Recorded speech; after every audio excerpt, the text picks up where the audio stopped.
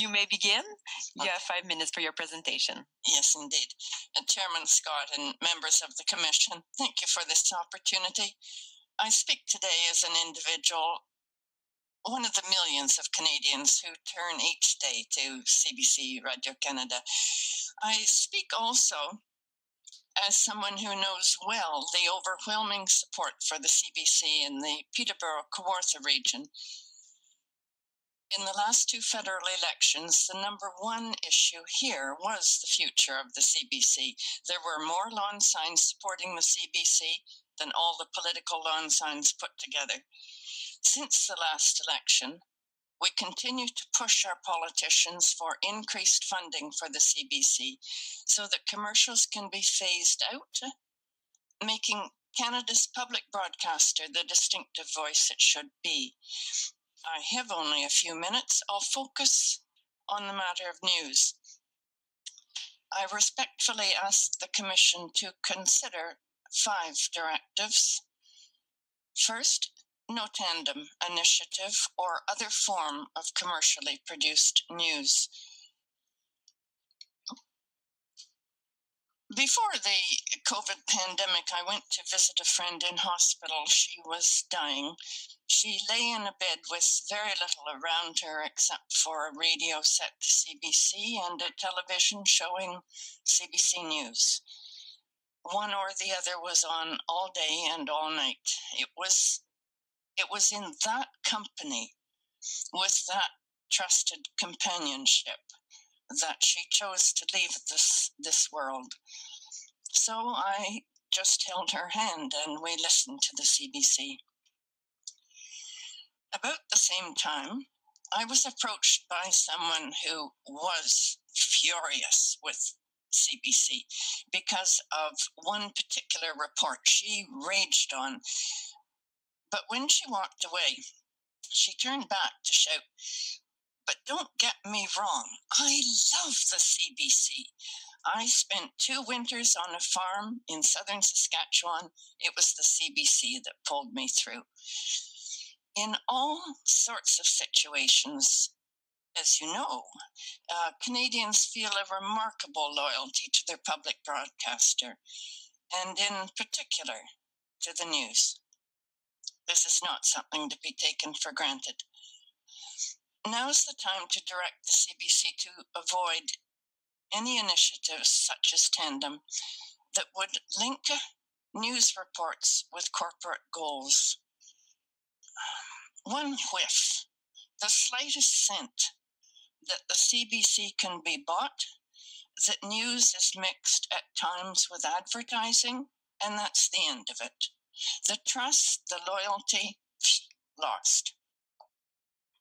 Second, no advertising during television news broadcasts. For that matter, no ads on news on any platform. News is a public service. The Commission has heard repeatedly about the importance of local news, so the CBC can be directed to an increased news budget for more journalists in more parts of Canada and also in other countries, a minimum news spending level for those small and medium-sized communities where private media has been lost. These communities need to be linked in, and we need their news. It's the details of Canadian life that give us the full picture of who we are and where rich stories abound. Where local services do exist, a partnership model, cooperation rather than competition with commercial and community stations might be a way to give local stories national coverage and keep the flavor, the distinctive smack of the local perspective. Finally, in whatever infrastructure, new investment in whatever infrastructure is needed, so that all of us everywhere in the country are able to count on the CBC for immediate, accurate, unbiased information across all platforms. It's clear now that a trusted news source is a critical part of national emergency preparedness. we all immediately and automatically turn to the CBC to get the hard facts about the pandemic. Other crises are in wait. The floods, the fires, and bizarre storms of climate change, perhaps a new killing virus or social catastrophe. I've read that the CBC's budget for news coverage is to continue to shrink. Can this be true? This is exactly the time to strengthen all news platforms with whatever is required. Thank you.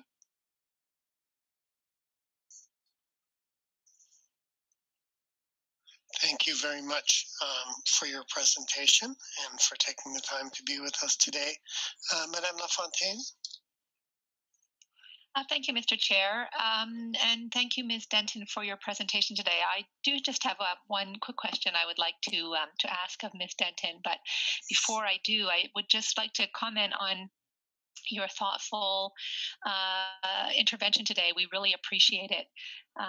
Your passion and and in fact your very moving presentation today about the importance of the public broadcaster to you and your community and to Canadians.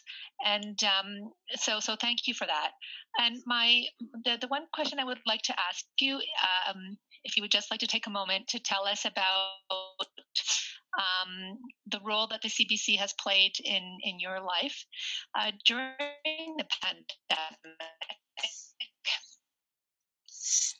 Madame Lafontaine. Or has the CBC played a particular... oui? Nous avons... Oui, mais... I'm sorry. Your connection is giving us a bit of trouble. Yes. You can ask the question again. Okay. I did hear the question. Okay. Shall I just go ahead and answer? Sure. Yes. I'll stop speaking and just just how the role that it has played, over the last few months for you. Oh, over the last few months, I am one of the very few fortunate people who has not experienced a significant change in my life. I pretty much live in my studio. I'm a book illustrator. I'm a radio person. The sounds of CBC are the walls around me. They create the inner walls within which I work.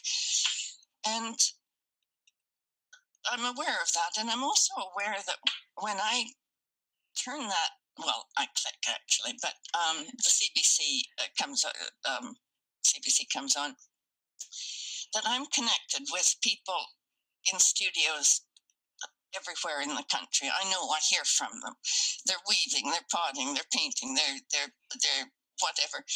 But we use those voices, those sounds, we bring it in like a coat around us, and then we get to work. So thank you for that. And the pandemic has not influenced me, but we've all needed that news to know what to do, and is it getting worse or is it getting better? And I did want to make that point that situation's not going to go away. That immediacy of how things are, and the facts about it need to be available to everyone in Canada, however that's done, however the CBC links with the local communities that have lost a lot of their local media, newspapers or whatever. There are ways. The CBC is creative. They're creative people in these small communities. There's got to be a way to get that together so that the very local and the national come together to serve each other. Well, thank you very much. I'm between you and the weekend, so I'm not going to go on too long. Well, thank you very much. We do sincerely appreciate your contributions to this public hearing, Mr. Chair. Thank you, and I'll well, perhaps it's repeating what Commissioner LaFontaine said, but it's very important that we hear from individual Canadians and the impact that the public broadcaster has for each and every one of us. So thank you for taking the time to appear before us and for intervening in the process.